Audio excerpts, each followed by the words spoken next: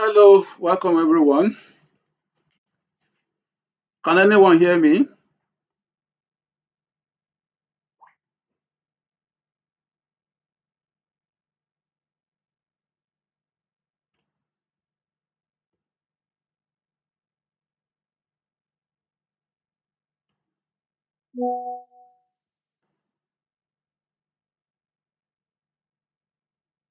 Hello, can anyone hear me, please? Good evening and welcome to our broadcast tonight.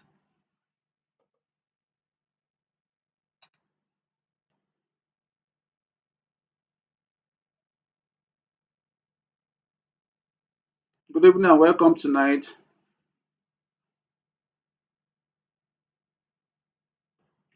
Okay, can you hear me, please?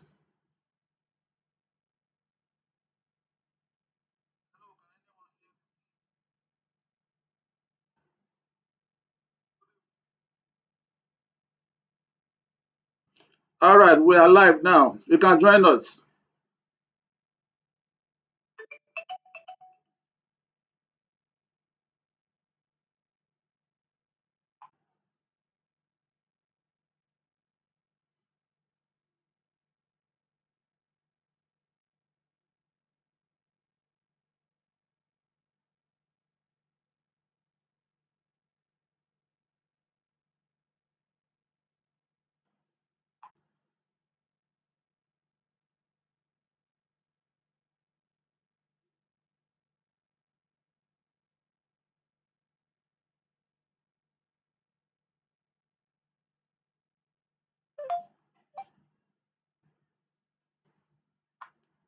Hello, Robinson, welcome. Good evening.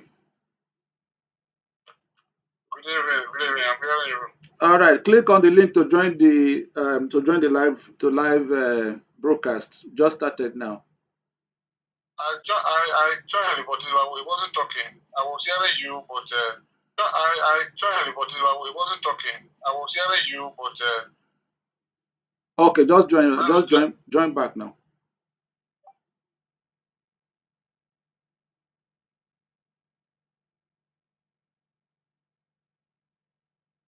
Welcome.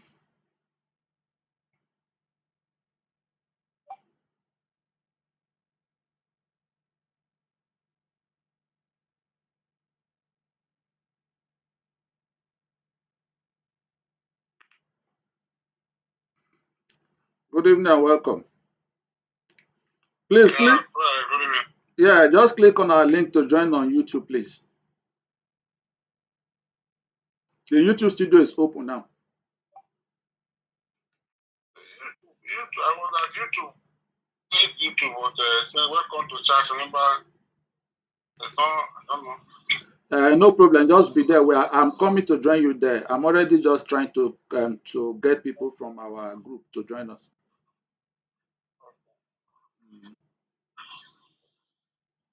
So just click on the link in our group and go to YouTube.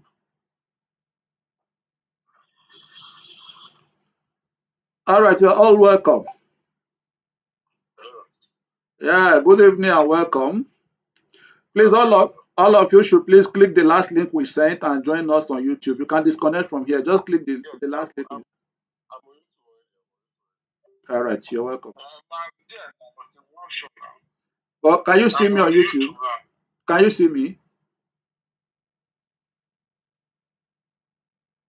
I can see me. Okay, you're welcome. Can you see me? I'm I'm seeing you. all right. I'm doing the live broadcast. I may not be able to see you, but you can be seeing me from that end. I'm seeing you. All right. Done. Okay, so we will kick off right away. Those who are coming will join us. Those who are coming will join us. Whatever these hitches you are seeing today, just bear with us because this is the first time we are going live on YouTube. So it might not be exactly the way you expect, but just bear with us. So, but before I move on, let me just confirm if you can see something from that end. Can you see any other thing apart from my image? I'm only seeing. Yeah, is there not any other thing you are seeing right now?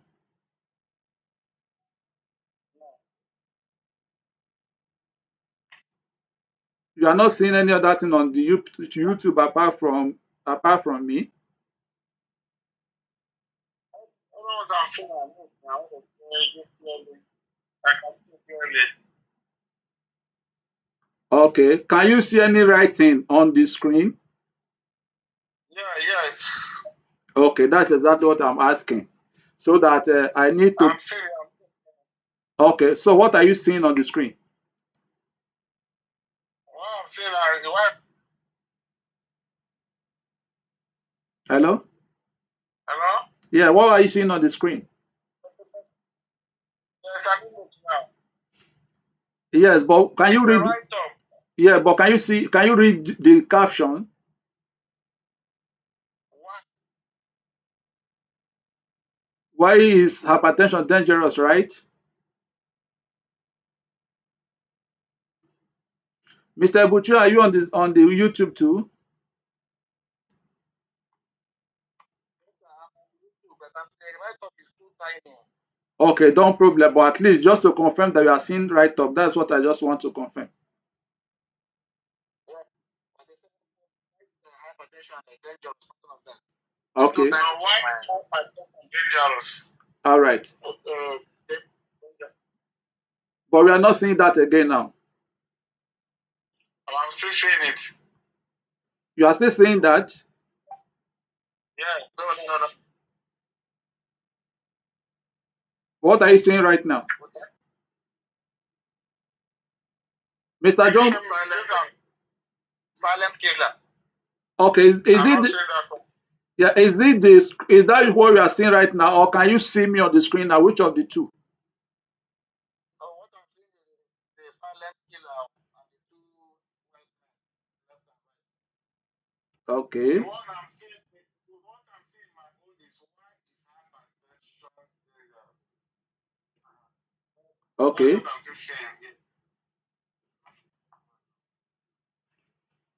All right. So you are welcome, Mr. Jumbo. Click on the link in our group and go to meet us on YouTube. We are currently on YouTube. Mr. John, you can join us also on YouTube.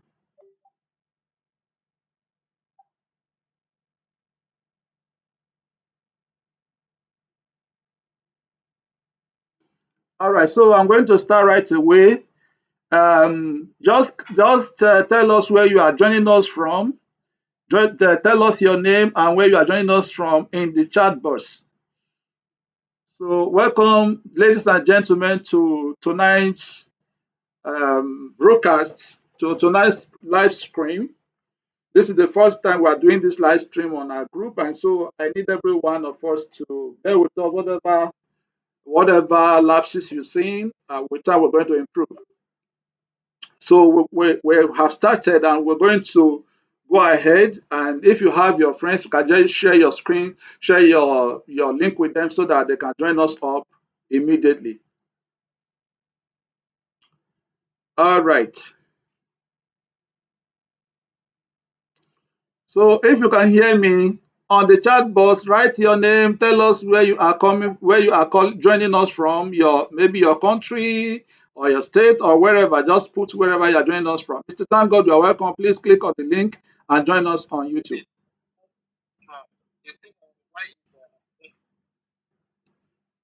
Okay, see, you are still seeing the hypertension, right? Yes,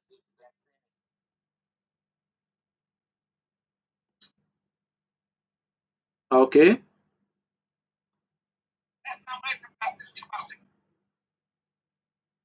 okay. yeah.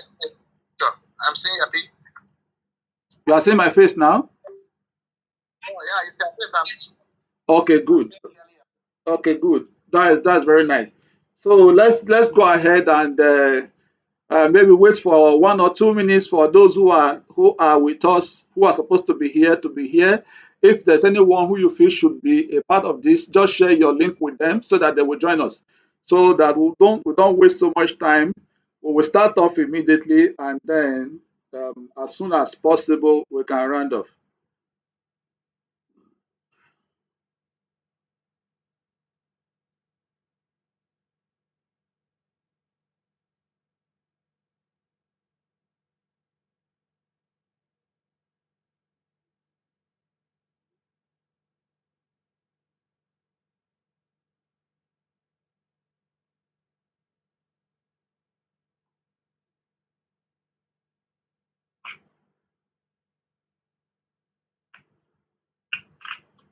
I'm trying to get the link, but I can't actually pinpoint it.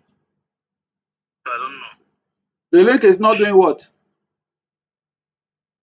No, the link I shared with you on our YouTube, on our WhatsApp. Just carry that link and share to everybody. It will bring them the same to the same place.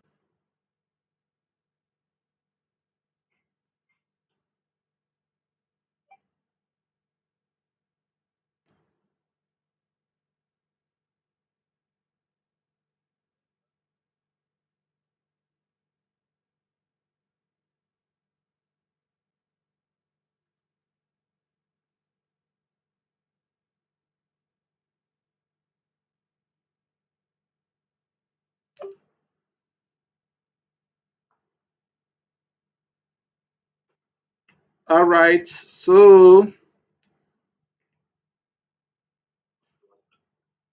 all right, Mr. Robinson Oyibo, you're welcome. I can see you are joining us from Camp Excellence. Mr. Yeah. Ibuchi Hendetu, I can also see you are chatting from River State. And every other one that is here, I can see Ojo Ayobami, 323250. I can see Favor Ijini, and everyone. So let's just keep it coming. Those who are joining us, share your location where you're joining us from.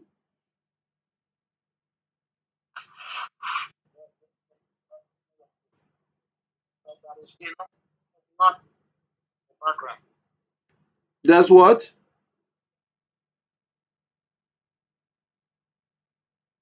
Sorry, I didn't get you clearly.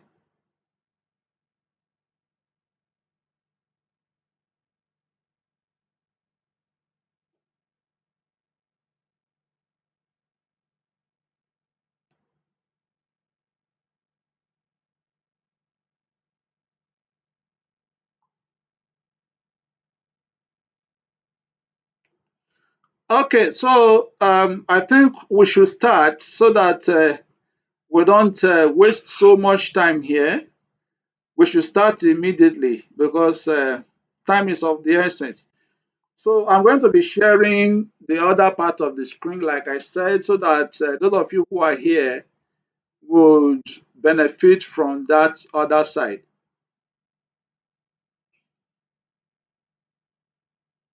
Okay, so we're going to be looking at what is hypertension. What is hypertension? Now, statistics has it that hypertension is established in so many people across the world. So presently, about 1.4 billion adults across the world are suffering from hypertension. That means about 33% of the adults between ages 30 and 79 are hypertensive. And so this hypertension is responsible for about 10 million deaths every year. About 10 million deaths every year, making it the leading cause of death, the leading cause of cardiovascular related death. So that is why we need to take it seriously because it's not only a thing that relates to the black, it's a thing that affects virtually a lot of people across the world. And then, even in the United States, quite a number of persons too are affected. So it is not just one-sided problem. It's a problem that requires urgent attention across the world because of the alarming number of persons who are involved. Then the question now comes to what is hypertension? Hypertension is an illness which results from which results when the pressure of the blood that presses against the walls of your arteries is always too high. So you know that the blood pressure, the pressure is supposed to be required by blood that passes through your artery for it to move from the heart to where it is supposed to supply nutrient and oxygen to the various parts of the body, to the organs, the vital organs. But when the pressure that is needed for this to happen becomes too high, the individual is said to be hypertensive. In the long run, this unrelenting pressure makes the blood vessels to stiffen and narrow, resulting in increased difficulty in allowing the blood to flow freely.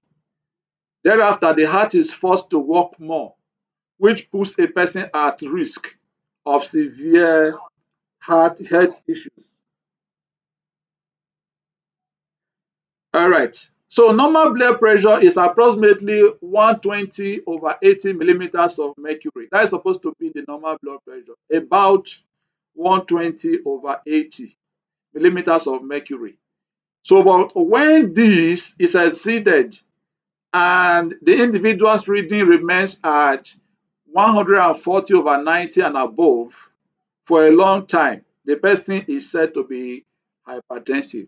So if you take the reading on various occasions or randomly, maybe you take it today, you take it after 2 weeks or another time, and this you get consecutive or three different high readings, you can look at it from that angle that the individual might be having hypertension.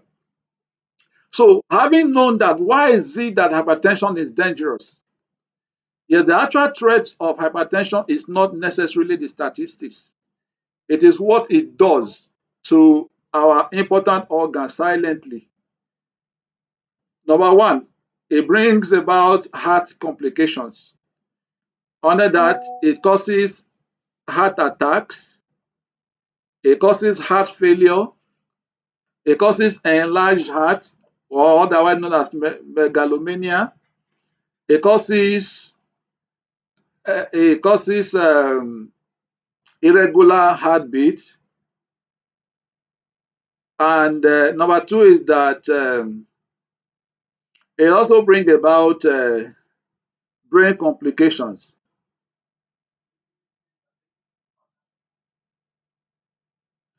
Brain complications, which include stroke, mini stroke, and memory loss. Number three is that it also brings about um, sorry, it's like while I was talking, I mentioned about the heart enlargement. I mentioned megalomania. I think that was a slip of tongue, and I was about to mention cardiomegaly. Sorry for that slip. It just rang in my brain that was what I mentioned. Cardiomegaly, enlargement of the heart. So number three is that it brings about kidney damage, where you have chronic kidney disease or dialysis-induced kidney failure. Number four is that it also causes eye problems, where we have hypertensive retinopathy, which is as a result of a damage to the retina because of poor blood supply to it. Then there is hazy sight and even blindness. Then number five is that blood vessels are damaged. So please, those of you who are still in the WhatsApp group, confirm to me if you are hearing directly from YouTube. All right. So you also see that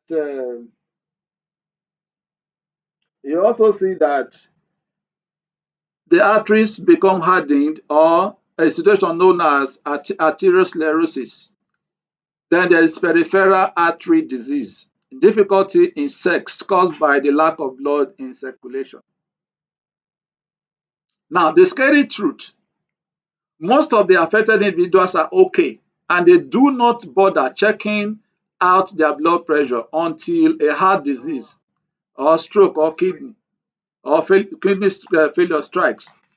That is why hypertension is a medical emergency in slow motion.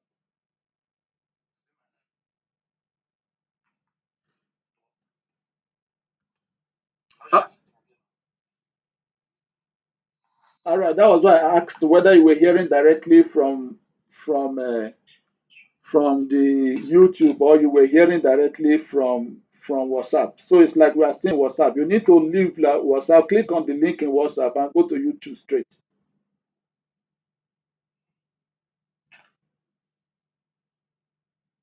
All right. The next one is the causes of hypertension. What are the causes? Why does hypertension exist? What is responsible? Now, high blood pressure or hypertension is also referred to as silent killer since some of the people are not showing any visible symptoms.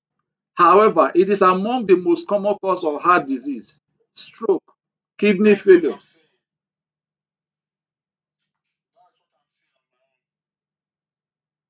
Yes, what are you saying?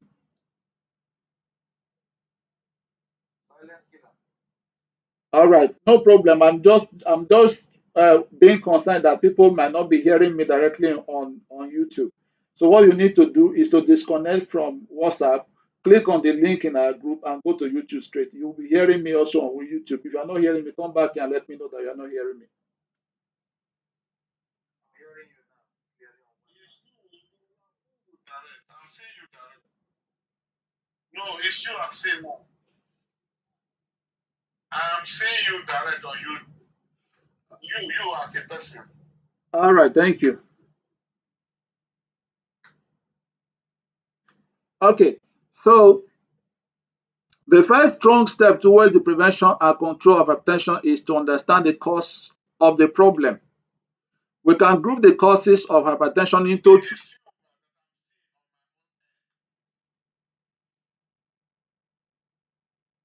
Okay, is any other person seeing me or they are seeing the write up?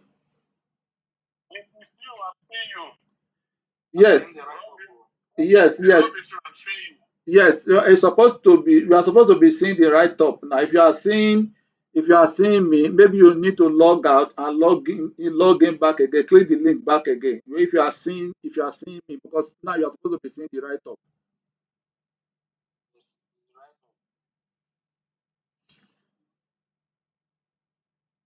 All right. So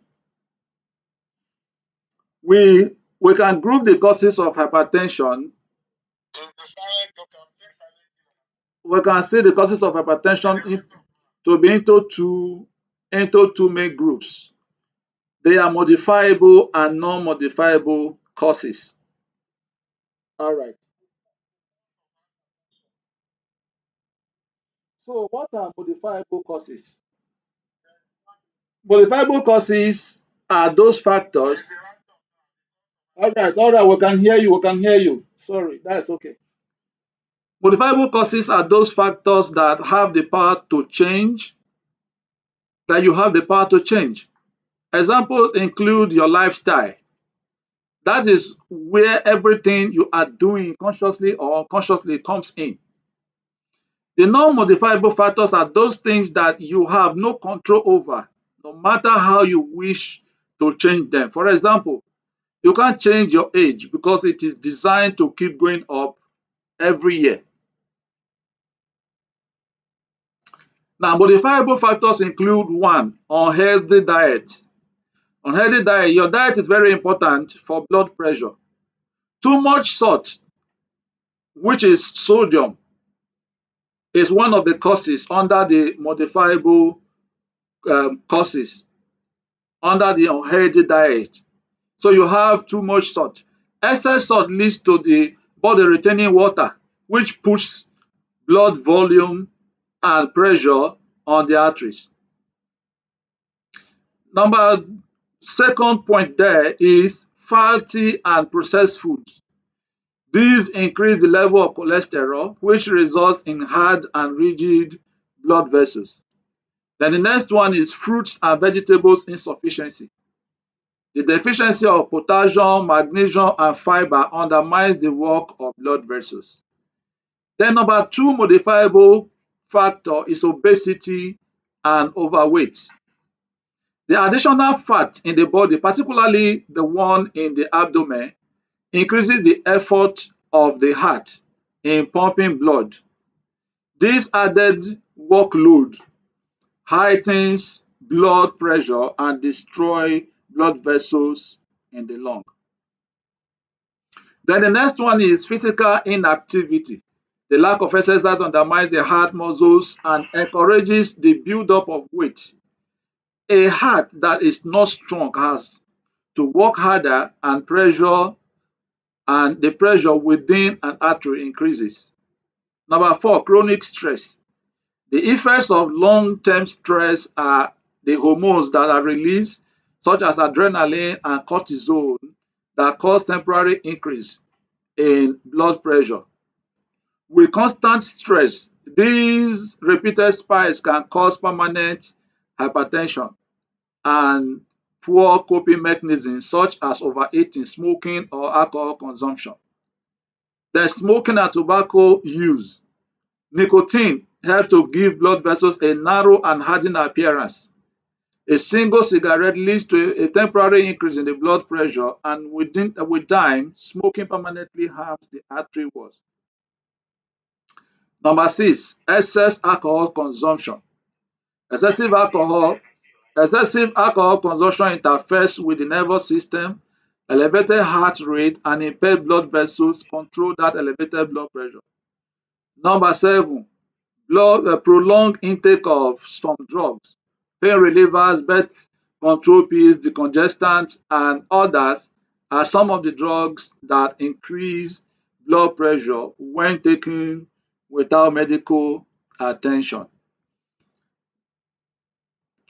All right, I believe that we have been hearing what I'm saying, and I want to quickly say here that we have mentioned two things that are responsible for hypertension, and we said that one of them is modifiable cause, and this modifiable cause is the thing that you as a person is in one way or the other causing. It is not what happens by accident. It is not what happened by default.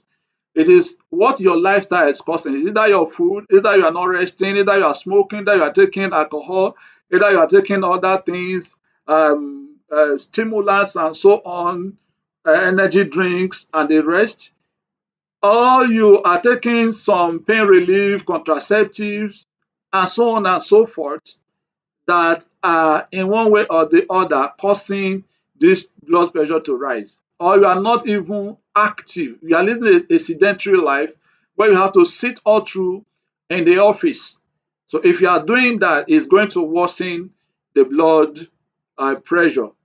So that is what that is telling us. That even if we have issues with our family history, our genetics, and so on and so forth. But with these modifiable causes, if you put them under control, you will not have hypertension. But if you do not, then you are likely to push yourself into the hypertension. So let's look at the remaining things that are still causing the hypertension. Now we look at the genetic, the non-modifiable factors. These are the ones that you cannot change. So when nobody is going to blame you for this. So one of them is your genetic and family history. In case your parents or close relatives are affected with hypertension, then you are at risk. Inherited characteristics may influence your body in the regulation of salt, fluid balance, and tone of blood vessels. Then the next one is age-related changes. Arteries become less flexible and harden as we get older. This rigidity enhances the resistance to the blood flow with subsequent elevation of blood pressure. So at this point, when you get older, you have no control over it, whether you like it or not. The elasticity, the flexibility of the blood vessels begin to change, and they become less flexible, they become stronger. And so the blood pressure will increase because blood will require more pressure to pass through the strong walls. Then the next one is medical condition. There are some medical conditions that you have that are going to cause the hypertension directly or aggravate the one that is already there. So some of these medical conditions include kidney disease.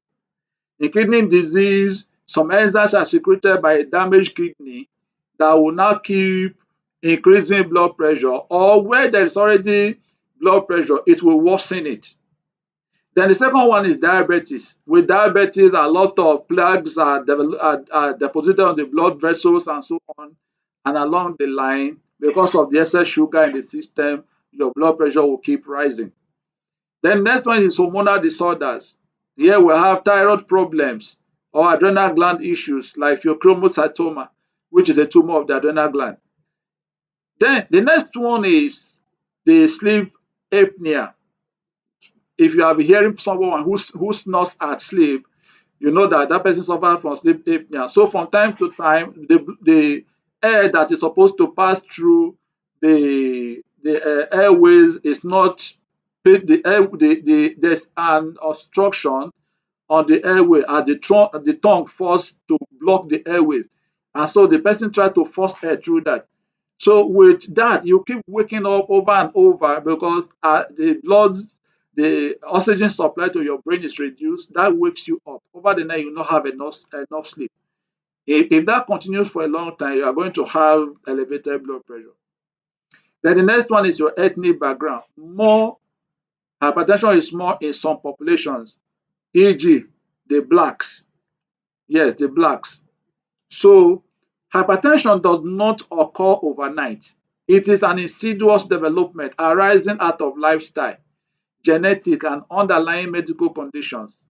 The upside is that the majority of the causes can be avoided and managed by means of healthy food consumption, physical activity, stress reduction, and frequent blood pressure measurement.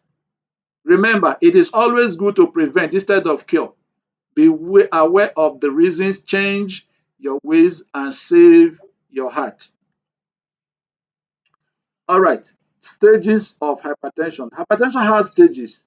Even as we say that it starts and then begin to grow and all that, it has stages that it passes through. It won't make you and cripple you or kill you or anything. No, it will move from stage to stage. You won't have hypertension overnight and get 180 over 120 that same day. It's not possible. It will start to move gradually before it gets to where it is. So the World Health Organization has classified hypertension into clearly recognizable stages. Yes, clearly recognizable stages. So the first stage is the normal stage. Yes, that first stage, they call it normal stage. Okay. So at that normal stage, your blood pressure is less than 120 over 80 millimeters of mercury. That is the measurement standard, millimeters of mercury. So it's less than 120 over 80 millimeters of mercury. Your blood vessels and heart are healthy at this stage. The intention is to keep this level by healthy diet, exercise, management of stress, and avoiding smoking and alcoholism. So once you can keep to this, your blood pressure will remain considerably within that range for a very long time. But it can progress from that level 1 to level 2. In that level 2, you have what we call elevated blood pressure. So which one is considered to be elevated blood pressure?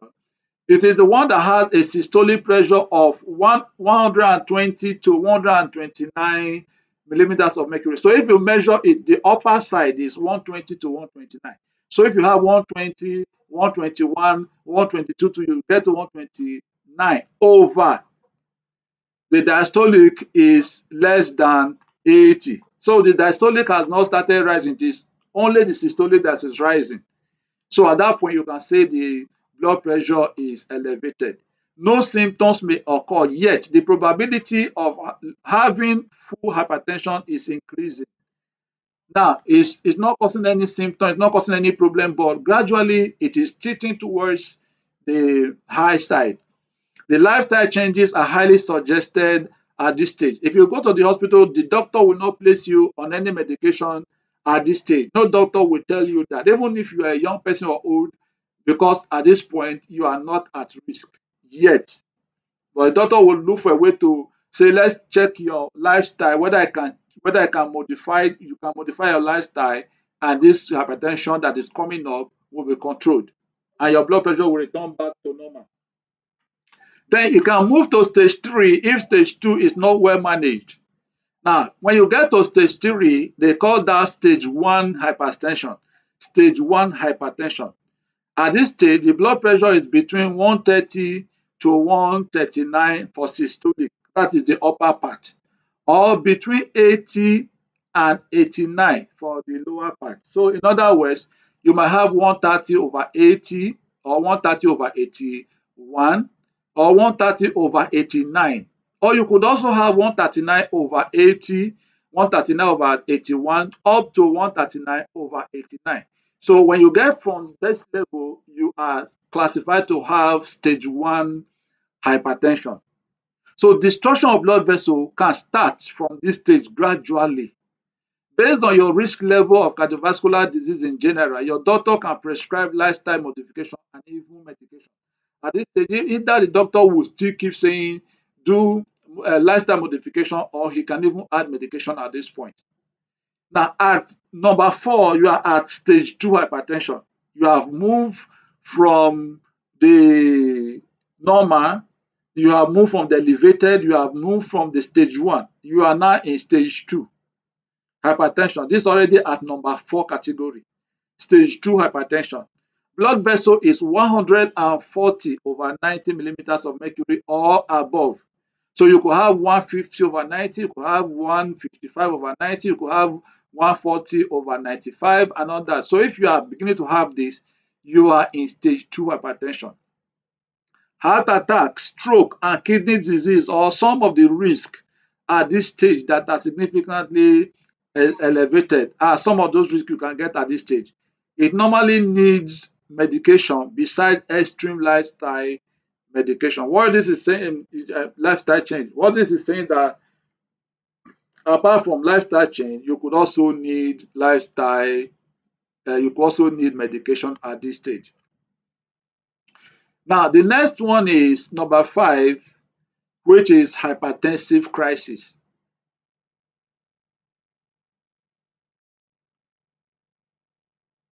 Hypertensive crisis. So before the hypertensive crisis, there's supposed to be severe hypertension. Yes, severe hypertension where you have your your systolic is above 160 and the diastolic is above 100 and the rest. So at that point, you are already at a critical stage, but you may not show any symptoms, any symptoms of any crisis.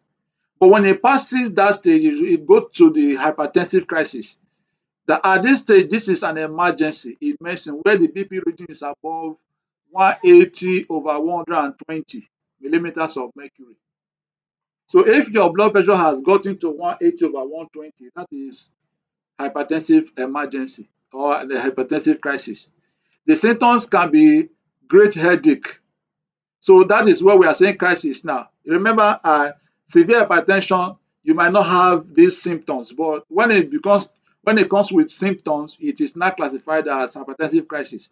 The symptoms will be either great headache or chest pain or difficulty in breathing or blood vision or confusion. Any of these one could accompany it, or more than one or two of these symptoms can follow it.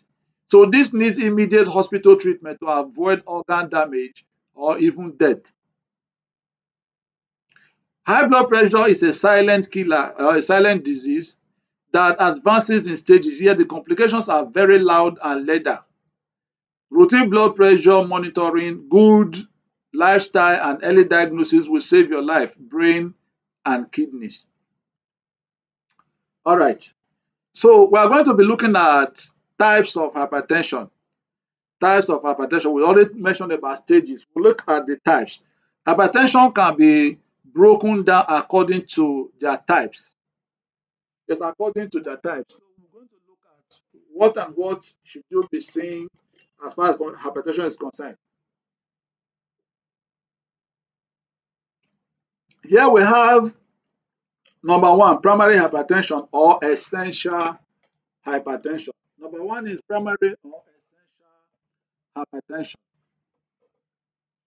Now, It is the most widespread one as it comprises approximately 80 to 85% or more of cases. So all the cases you are seeing of hypertensive patients, approximately 80 to 85 or 90% of them are primary hypertension.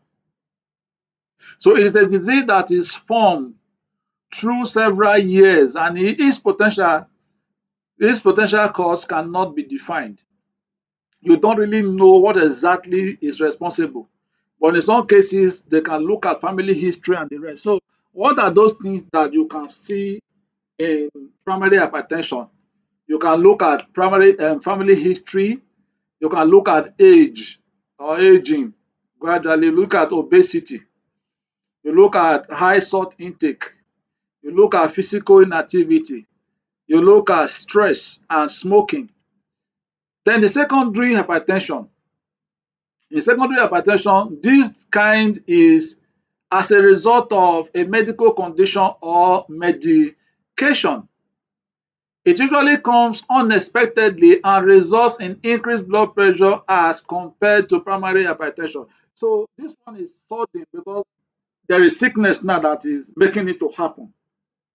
And then the result is worse than that of the primary. Now, common causes of secondary hypertension include kidney disease, which we mentioned earlier, hormonal disease such as thyroid and adrenal malfunctions, then obstructive sleep apnea, some medications including steroids, pain medication, and contraceptives. Then there is also another hypertension known as isolated systolic hypertension. In this case, the highest number, or which is the systolic, is elevated, but the lowest number that we want to refer to as the diastolic is not high. So if you check your blood pressure and the one they say is at the top, maybe they say 160/70. So that 160 is called systolic, while the 70 is called diastolic. In this case, only the systolic, which is the top, is rising, while the lower one is normal. So when you have that kind of hypertension, it is referred to as isolated systolic hypertension. Then number four is the one they call the white coat hypertension. It is only in the hospital or clinic that vulnerability to anxiety causes blood pressure to increase. There can be a normal reading at home, and yet it poses a higher long-term cardiovascular danger. So in this case, the person is normal at home, is in most of the time, but the moment he gets to the hospital, out of anxiety or whatever, his fears, the blood pressure begin to rise. The blood pressure begin to rise in the hospital. So that is known as white coat hypertension. Now, even if it's happening that way, there's still the tendency for the person to have long-term side effects. Then number five is called the masked hypertension, like somebody who is wearing a mask. The converse of the white coat hypertension, this is the opposite of the white coat hypertension. In this case, the blood pressure is normal in the clinic, but high at home, and especially dangerous as it may go without being detected most of the time. So why is this one particularly dangerous? You come to the hospital where the doctor is supposed to examine you and decide whether you are hypertensive or not. But here the hypertension now hides, and the doctor will look at you up and down and check and say, but they say your BP is high, but I've checked everything and nothing is wrong. So that is the danger of it. In this case, instead of the doctor to start you on medication, he cannot, because he has no reason to start you on medication. There is no rationale for him to say, I'm going to place you on drug because your blood pressure to him is normal. Remember, we say it is always normal when you come to the hospital. When you get home, sometimes it starts to rise at home, but in the hospital, it's normal.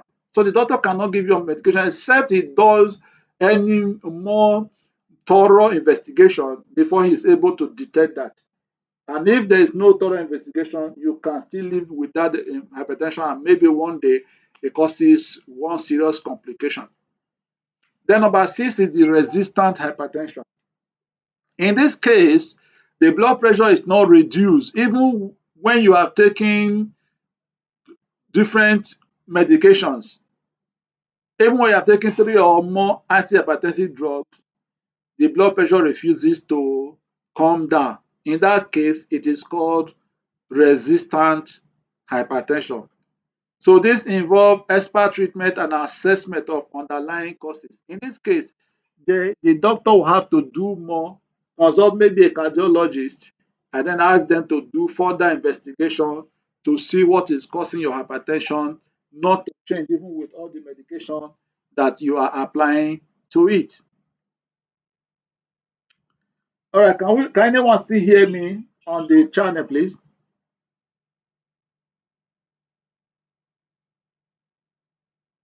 Can we still hear me on the channel?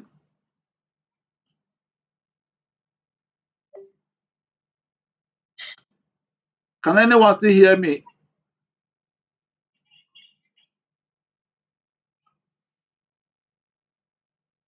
All right.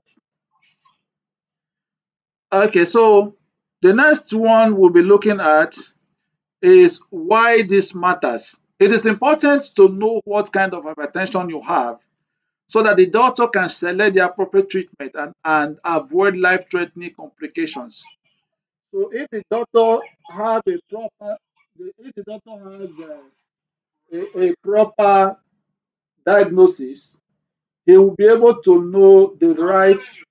All right, go. Okay, I understand. So he will be able to know the right medication to apply at that point. He will know the right medication to apply. But if he does not do the proper diagnosis, he will not give you the right antihypertension medication. Remember that the symptoms of high blood pressures are not always visible. This can only be known by monitoring your blood pressure. So there are early warning signs of hypertension or high blood pressure.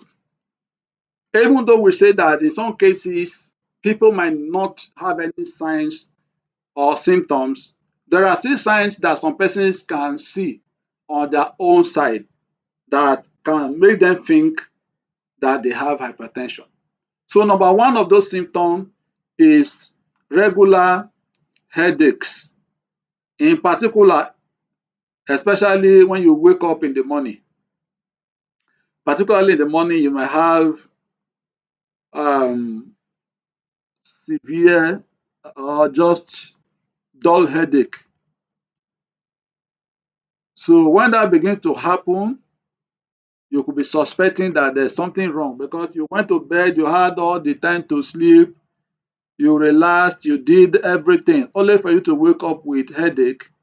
Then there is a possibility of problem, and that could just be hypertension. All right. So the next one is lightheadedness or dizziness. The sensation of feeling weak or wobbly could be a result of a sluggish flow of blood to the brain as a consequence of tightened or strained blood vessels. If the blood vessels are so strained or tight, the blood supply to the brain might not be okay.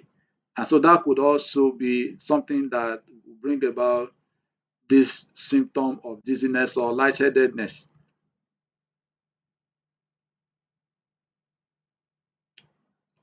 Then the next one that you'll be seeing is blood vision or eye strain. Blood pressure may cause harm to the little blood vessels within the eye, thus resulting in sight issues. And in worst cases, there could be blindness. Then number 4 is chest pain.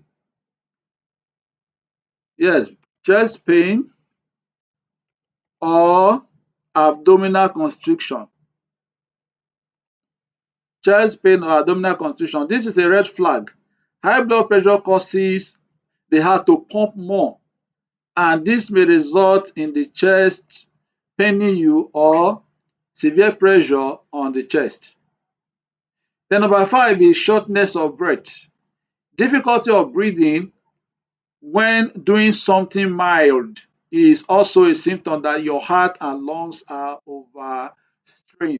You just do a little thing and you are having difficulty in breathing. Then number 6 is ringing in the ears, or otherwise known as tinnitus. Pulsating or buzzing of the ears may arise as a result of blood pressure interfering with regular blood circulation to your ears. Then number 7 is fatigue and confusion. The lack of circulation may lower the flow of oxygen to the brain, making one feel tired, unable to concentrate, and fogged. Then number 8 is nosebleeds, intermittent but significant. Although it is not very frequent unexplained nosebleed may be seen in severe or uncontrolled hypertension. But you also have to note that there are people who have this issue that maybe during the dry season, during the harmattan period, because of the dryness of the ambient air, they start bleeding from the nose. Or people who may have nasal polyps may also have issues with their nose bleeding. But if they don't have any of these ones, the next thing you might be thinking of is hypertension. All right. Next one you'll be looking at is hypertension. All right. I hope you can still hear me. Those of you who are still here, I can see Kingsley Esienpon still have joined us. And then, yes, Oluwaseun from Camp Excellence has also joined us. Welcome all of you. If you still have your friends that are supposed to be with us, remember to connect them so that they can be a part of this. So at this point, before I move ahead with the next one, I would like to take one or two questions, just maximum of two questions. Then we'll progress with that one. So you can drop your question in the chat box. Let me see, so that I can quickly answer that while we progress. If you have any question, just share the questions so that we'll quickly look at it from what we have said so far, not the one we have not said, the one I've said so far. If you have any question, you can ask in the chat box. Otherwise, we need to progress to the next part of the presentation.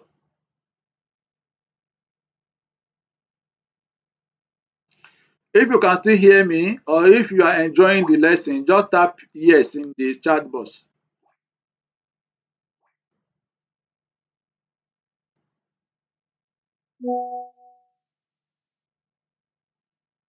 If you can still hear me, or you are enjoying the lesson, you understand what I've said so far, can you just type yes in the chat box?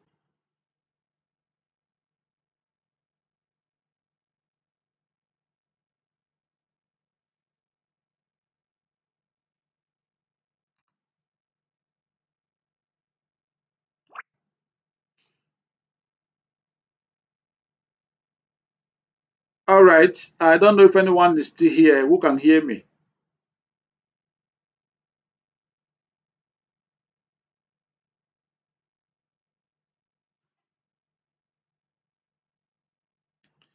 It's all right. We still need to move ahead. If you can still hear me, we'll just quickly go through the remaining part of the lesson, and so we'll progress. The next one, we'll be looking at the medical treatment of hypertension. Yes, medical treatment of hypertension, the goals of treatment. What are the goals of treatment? Why do you treat hypertension? Why do you use orthodox treatment?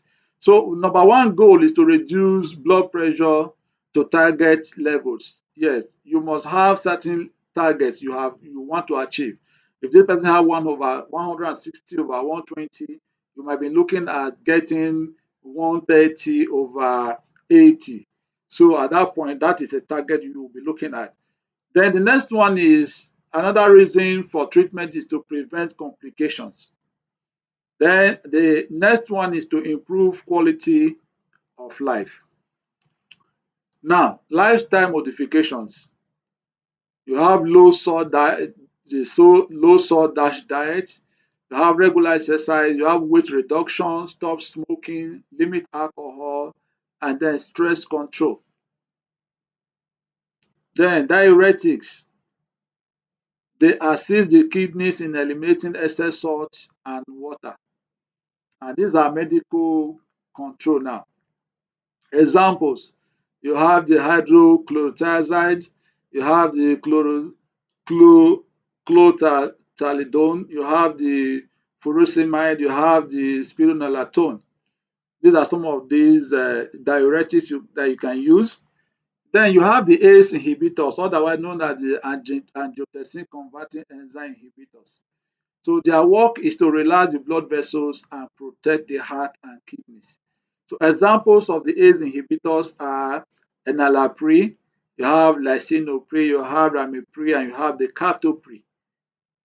Then under the AROBs or the angiotensin 2 receptor blockers, these ones are there to serve as an alternative to the ACE inhibitors, especially if you have cough.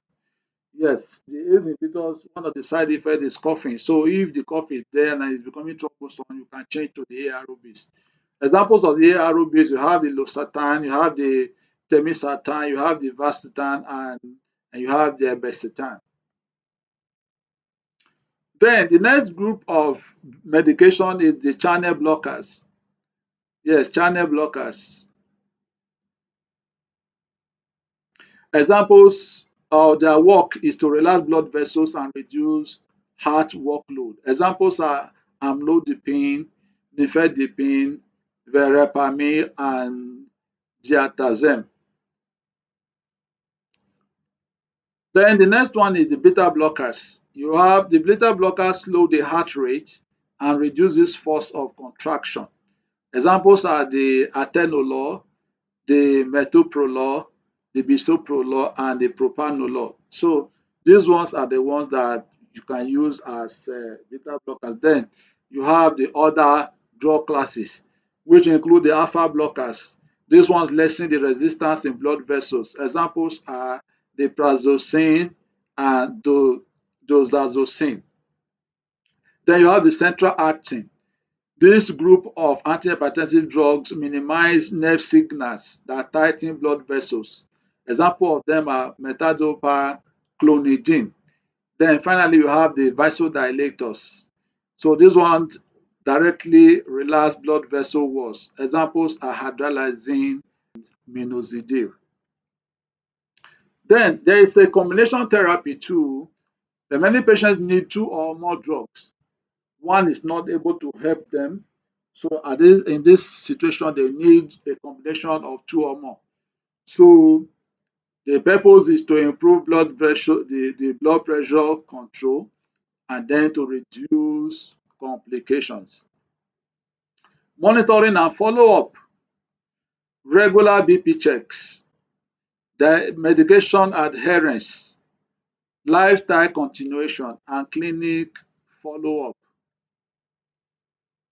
Side effects of antihypertensive medications.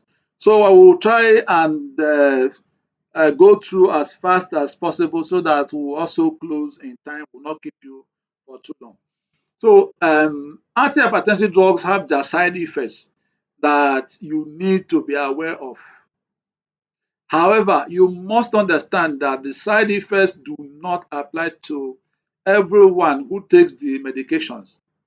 You may experience one or two of the symptoms, but in some cases, you may not experience any side effects at all. If you notice any unpleasant side effects while on the medications, report to your doctor or healthcare provider to change them to something more tolerable. Here are the side effects of some of them. Now, the diuretics or the water pills, the side effects that are common to them are one, frequent urination. Frequent urination. Number two is low potassium. And then Only spironolactone does not have that side effect of making you to lose potassium. Then the next side effect is dizziness. The next one is muscle cramps. Of course, you know you are losing potassium and the rest you might have muscle cramps. And then the next one is that there's high blood sugar or uric acid. Then the ACE inhibitor did mention that they could have dry cough. So that is why we said that you could change them when you discover that they are having this dry cough. So the next one is dizziness. The next one is you might have high potassium. The other one is giving you low potassium, where this one is giving you high potassium. Then you may have kidney function changes, and in rare cases, you might have angioedema too. Then the ARBs, their common side effects include dizziness, headache, high potassium, kidney changes, and less cough than ACE inhibitors. Yes, they have cough, but it's not as strong as what you have in ACE inhibitors. Then calcium channel blockers. One of the side effects that you have there is number one, ankle, swelling of the ankle, headache, flushing, constipation, and slow heart rate. The beta blockers also present with fatigue, slow heart rate, cold hands and feet, erectile dysfunction, and worsening asthma. If the person has an asthma, it might be um, worsened. Alpha blockers. Some of the side effects include dizziness on standing, headache, palpitations, and weakness. Then central acting drugs.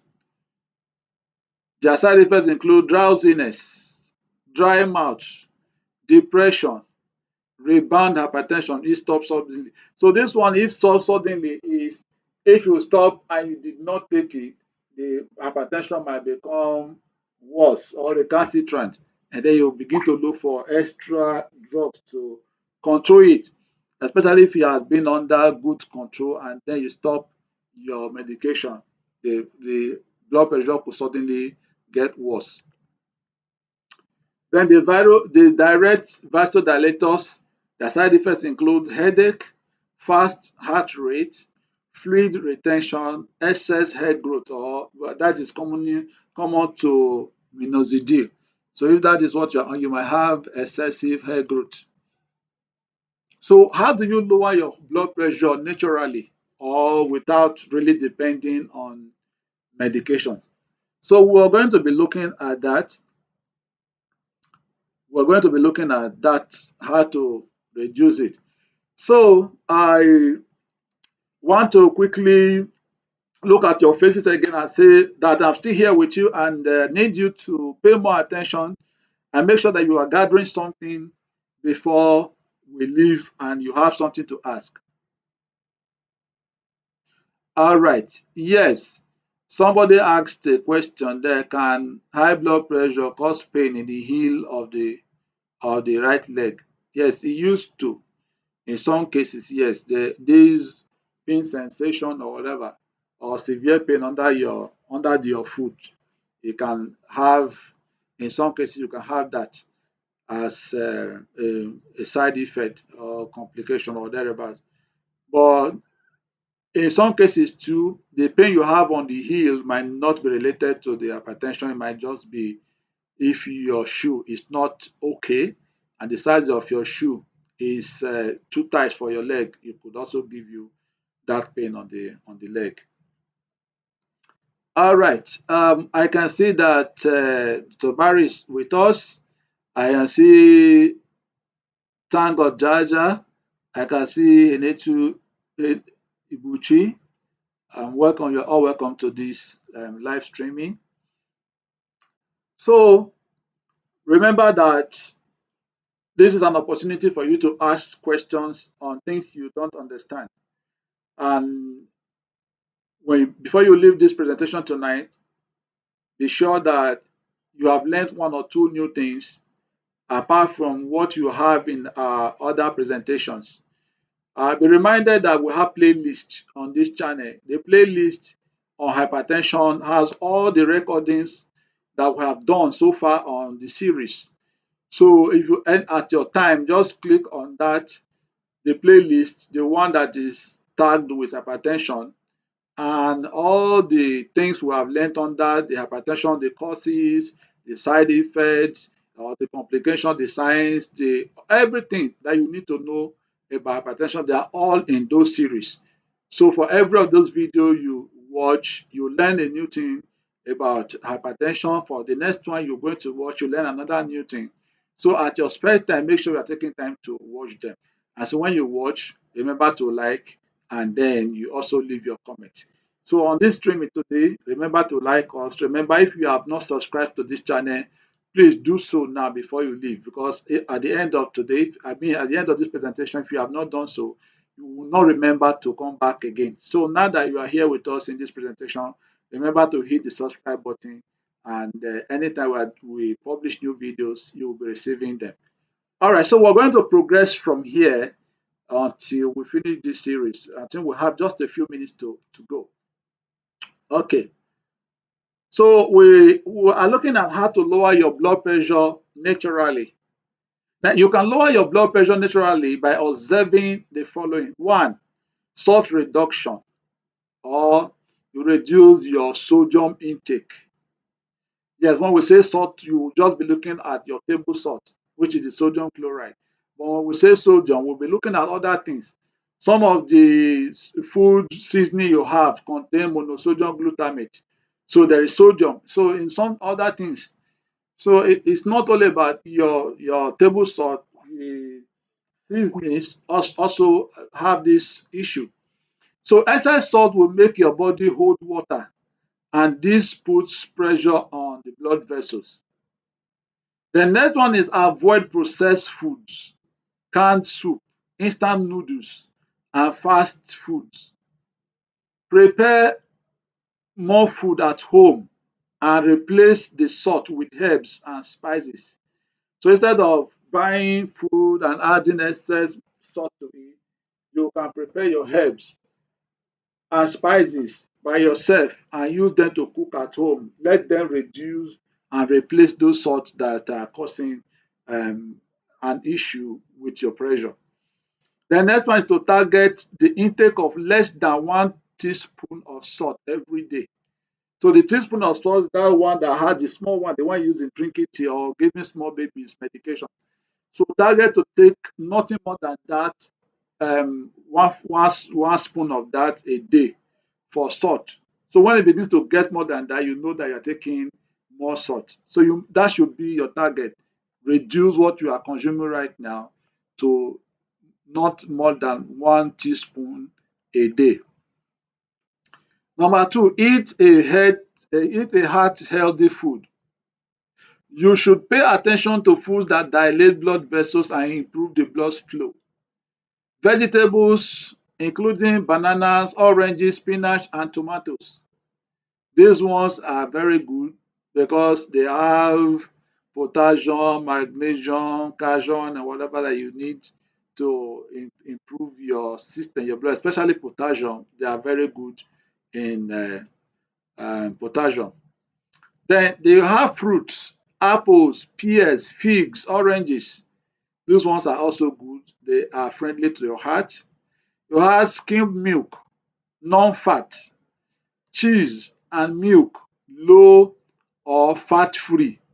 So when you're talking about the skimmed milk, it means it has no fat.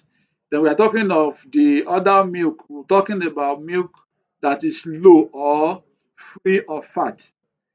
Then you have beans, fish, and skinless chicken.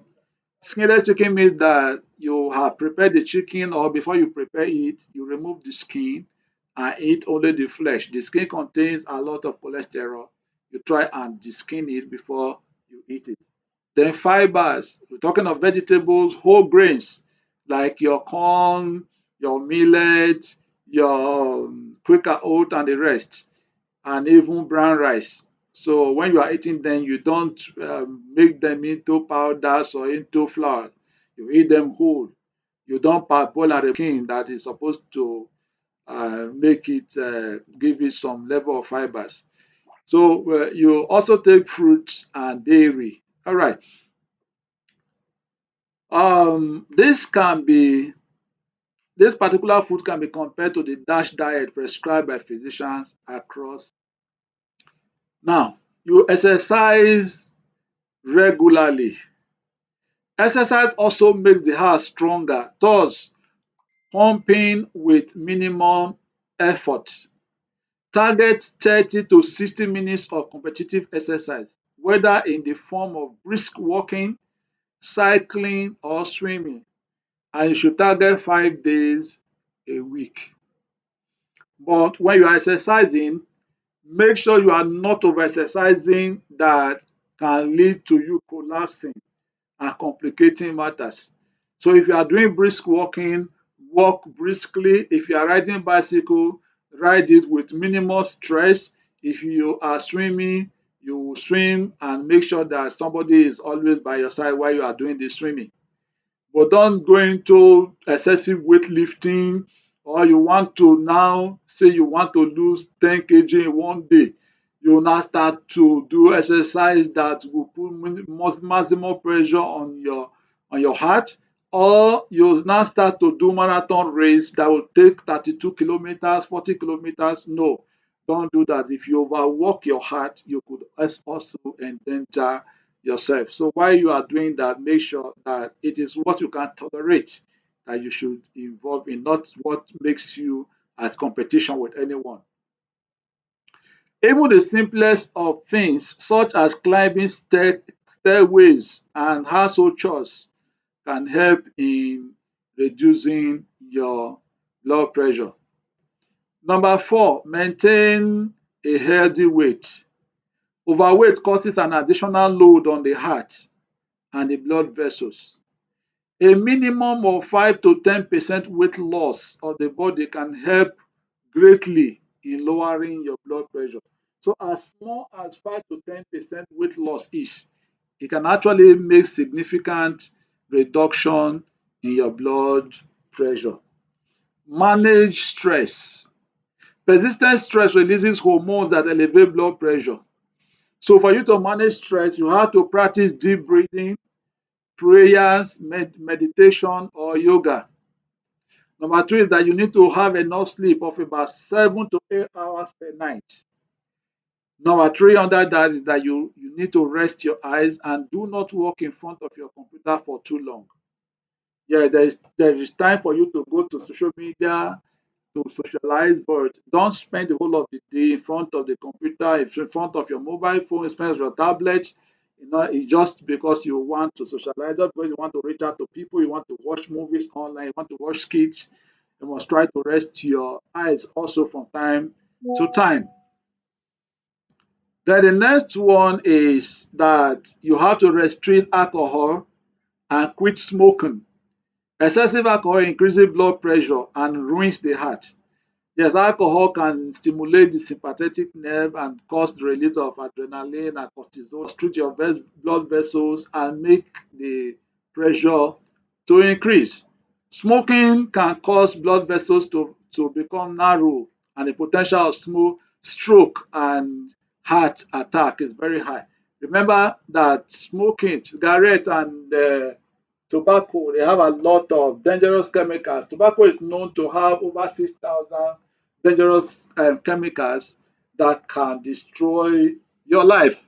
So if it's true that these things have a lot of toxic chemicals, what exactly are they giving you? What benefit are you deriving from them? Instead of buying debt with your money, please stop them because they are not going to give you anything good. They don't help you. Number seven, check your blood pressure frequently from time to time. Visit the clinic. Or you may just buy your blood pressure monitoring machine at home and check it from time to time. Once you notice anything, go back and see your doctor. Go and show him the number you've seen that is strange. The doctor will tell you exactly what to do. So being able to know your number is so good. It will help you to take early action. Number 8 is to take your drug that you have been given. So in case your physician gave you blood pressure medication, take it as prescribed, not to be discontinued or altered without medical recommendation. If your doctor says take your medication for 2 days, do exactly what you said. If you say take your medication in the morning, do so. If you say take in the night, do so. If you also says you have a combined medication, take one in the morning, from this in the afternoon, take the next one, or in the evening, take the last one. Do it that way. Don't wake up and feel that, oh, maybe the doctor made a mistake, I'm not getting result. You not change your medication from morning to night, or the other way. There are some of them that if you take them at night, you might not be able to sleep because they keep giving you excess urination. And so the doctors, for that reason, says take it during the day. You might not understand why the doctor says that.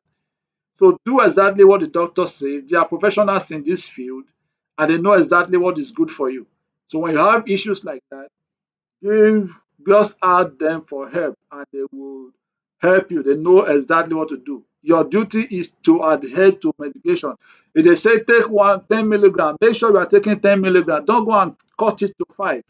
Don't say I noticed that the blood pressure got from 160 to 120/80 and I felt that I was okay, so I stopped my medication.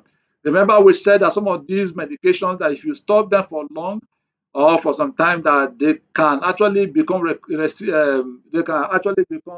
resistant, or they can become recalcitrant within a short period, and suddenly you can develop complications because you stopped the medication by yourself. So before you alter anything, make sure you have consulted your doctor and he gave you an approval, or he has given you a change in your prescription. Then diagnosis of hypertension. How is hypertension diagnosed? Hypertension can be diagnosed based on the blood pressure readings you get in the clinic or at home. When you get a reading that is greater than or equal to 130/80 millimeter of mercury in the AHA criteria, or a reading that is greater than or equal to 140/90 or other international standards on repeated occasions, you can be said to be hypertensive.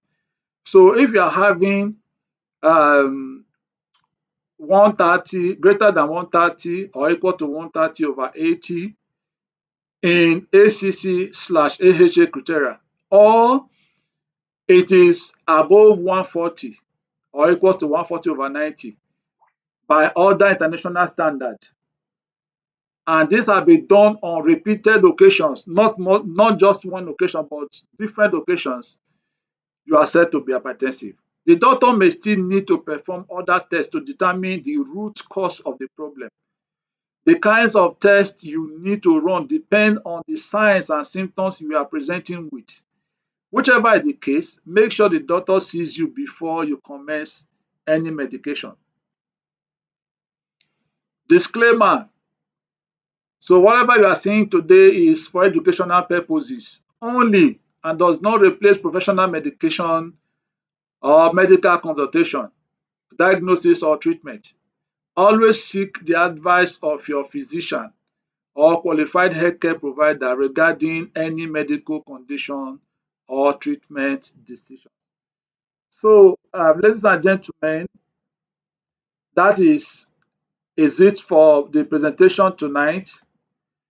I'm through with the few things I need us to understand as far as hypertension is concerned, and I didn't want to pay so much time, or dedicate so much time to explaining the various drugs you need to take and how to take them, because I am careful not to encourage you to now start practicing drug abuse. Yes, all that you need to do is when you are not feeling fine, go to the doctor, let the doctor determine what you are going to take. Yeah, we just mentioned some of these because I needed you to understand that some of them comes with some of them come with side effects, so that if you are on any of this group, you will know the side effect that you should expect. But that does not encourage go on any of them, because You do not know how to classify your hypertension. Before the doctor start giving you medication, he will listen to your heart. He will check so many things to know what defect you have, what are the problems before he now start giving you medications. But if you do not know, you might just go and take the wrong medication and that will worsen the whole thing. So thank you so very much for coming tonight. God bless you. And Mr. Enetu Ibuchi says, how can I avoid this salty food? Because I'm not at home always at our site work every time. So how can I manage this? And I'm not cooking. I based on hotel or okay. Mr. Enetu, there is somehow because public food is difficult to actually to control. Yes, public food is difficult to control when you are not the one in charge, you are not the one controlling what they cook. They cook because of the taste of the people. The best thing you can actually do is to meet the people who are in charge of cooking and tell them what your doctor advice is. Tell them what you are going through and that you have been advised not to eat so much salt in your cooking, and that they should consider if they can modify your food. And if it is possible, you can also form an association in your site place or wherever place you are working or whatever. Try to get people who had similar conditions, form an association that whenever you have challenges like this, you can always meet your management or meet those who are cooking and tell them this is your challenge. And I believe that when they see you as a group, that it's not only one person that has this challenge, they will be encouraged to modify whatever food they are giving to you. But on your own, you need to also be selective. If you have options for the kind of food that are presented to you, you should gauge to know which one you should not eat. For instance, you go to that place, you see hot dog, you see canned food and so on. If there are alternatives, you should avoid those ones that you know that naturally come with a lot of sodium and go for the one that have less. But if you eat and you discover that the taste of the food is salty, you should sincerely express that concern to the source of the food preparation so that that can be managed. I hope your question is answered. So is there any other person that has any other concern, whatever question you have, you can drop them in the comment section so that we can also address them.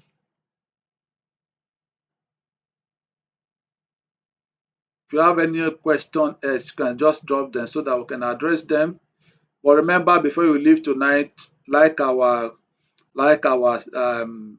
channel, subscribe, and then leave comment.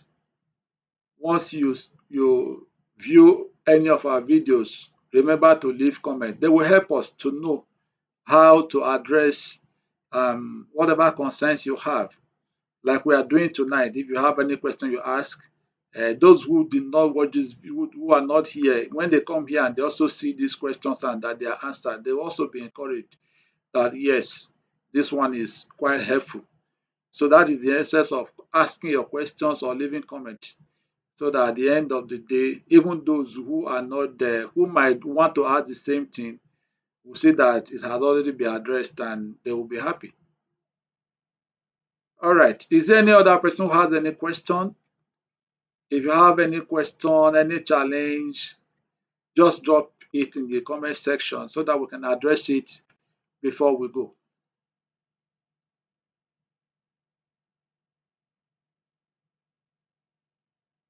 So we'll be looking at one or two more questions before we go.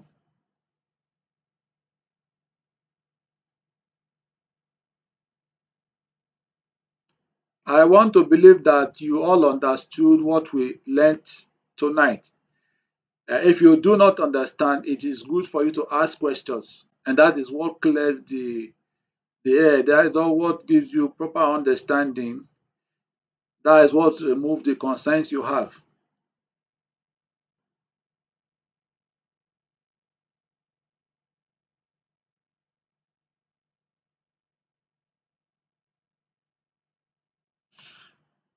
Okay, if there are no more questions, I think we'll be closing here.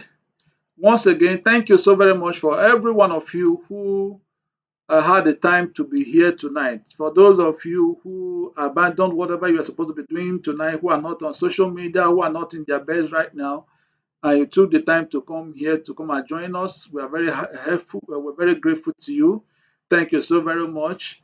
And somebody is saying, okay, thank God, Jaja is saying, thank you again for tonight's lecture. For me, I think I learned a lot from all you have said. Thank you. All right, thank you. Thank God. I am happy that you appreciate. I thank God that you were able to learn something that is useful to you, and you can possibly pass it on to your friends and family members.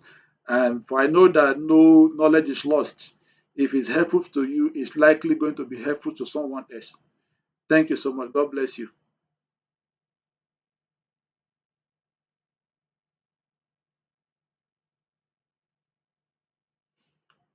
Okay,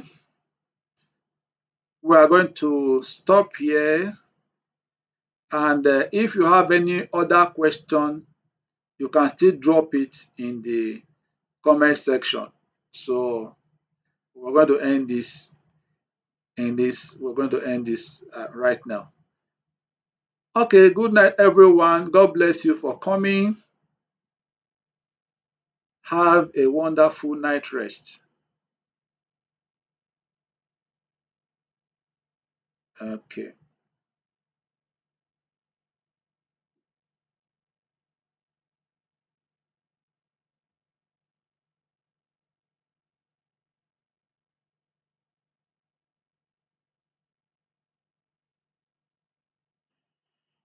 Okay. Somebody is saying that he joined. Young man rising say he joined late due to technical issues. All right. We believe that with time, that technical issue will be sorted. Young man rising, don't worry. You will still have the time to replay this video, because I really YouTube will make it available for those who did not join early to watch it. But I pray that before our next streaming again, we'll be able to put some of those technical issues behind us, so that it will be relatively easier for anyone else who is going to join us in our subsequent ones, to have a hitch-free one. Remember, this is our first time of doing this streaming, and that is why we had a little challenge. But before the next one, our learning curve would have increased, and that will help us to sort out one or two things that we noticed in the first presentation. God bless you. Thank you, especially for your patience and the trust to at least come back again, even with all the hitches. God bless you. Really appreciate.